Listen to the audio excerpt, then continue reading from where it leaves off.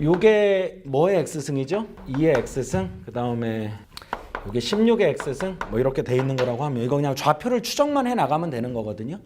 자, 여기부터 한번 잡아볼게요. 여기 스타트가 얼마예요? 써 있을 건데 64라고 써 있죠. 자, 그럼 이렇게 하나씩 잡아가면 돼요. 그럼 여기는 얘가 얼마가 되는 64가 되는 x값을 한번 아유 미쳤구나. 얘가 2의 64승이 되는 x를 한번 찾아보자 이거. 괜찮죠? 근데 2의 64승이 16이 2의 4승이니까 여기에 4를 나누면 어떻게 되는 거죠? 그러면 여기가 얼마가 되는 거예요? 16이라고 얘기할 수가 있고. 다시 또 여기에서 또 이렇게 잡아가는 거 아닌가요? 괜찮죠? 그러면 또 16을 갖다 여기에 넣으니까 뭐의 16승이? 2의 16승이 16의 x승 할 때 얘를 또 찾으면 되는 건데 얘가 2의 4승의 4승인 거니까 여기는 또 얼마가 된다? 4가 된다. 이렇게 해서 더 이상 할 필요가 없는 게요. 이거 약간 우리 이과 전용인 등비급수 마냥 같은 규칙을 계속 반복을 하는 거잖아요. 그럼 여기서 1로 갈 때 4분의 1, 또 여기서 1로 갈 때 4분의 1이기 때문에 그 다음에 좌표도 당연히 여기에 4분의 1을 곱한 1이 나올 거라고 생각을 할 수가 있는 겁니다. 이거는 약간 등비수열의 개념인 거죠. 근데 문제가 여기부터 스타트를 했나?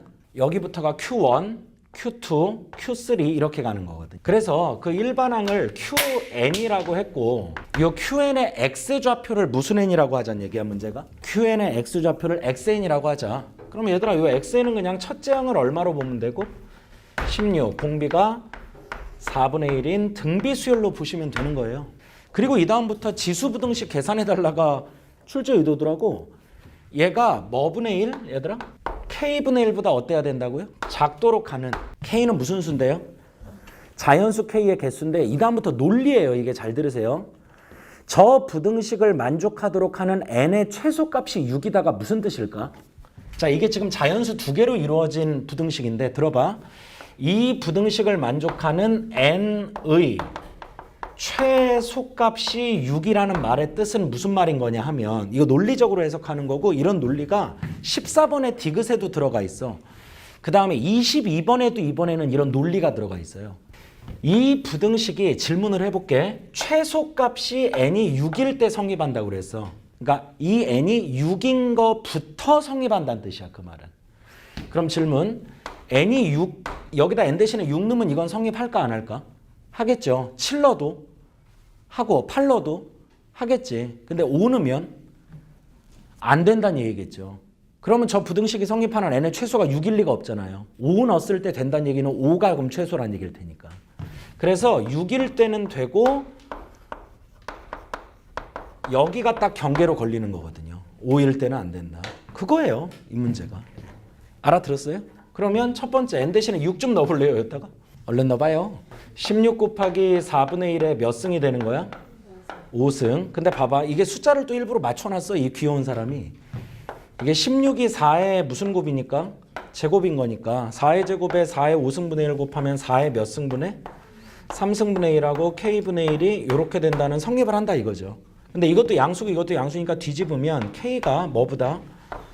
4의 3승보다는 작다 이렇게 된다는 걸 확인할 수가 있고 들어봐요. 5일 때는 성립을 하면 돼요 안 돼요? 안 된다는 얘기예요.